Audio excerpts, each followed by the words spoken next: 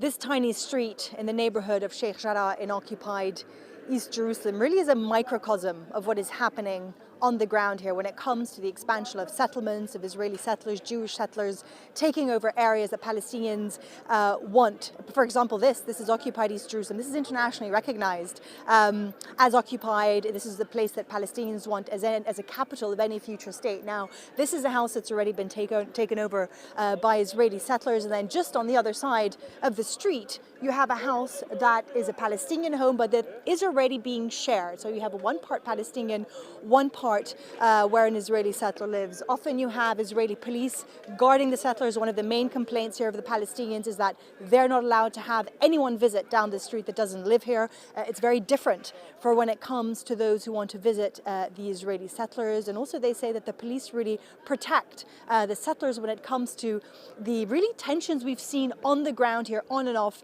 for weeks on end.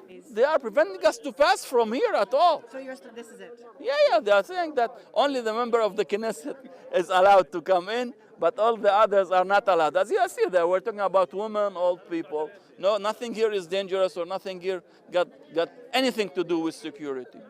And this is Jerusalem, and we are in Jerusalem. According to their law, it's an area which is not occupied. We should be able to pass. But as you see, when we are dealing with Arab-Palestinian community, it becomes occupied. When it's Jewish, it becomes open. If there is anything called apartheid, this is apartheid.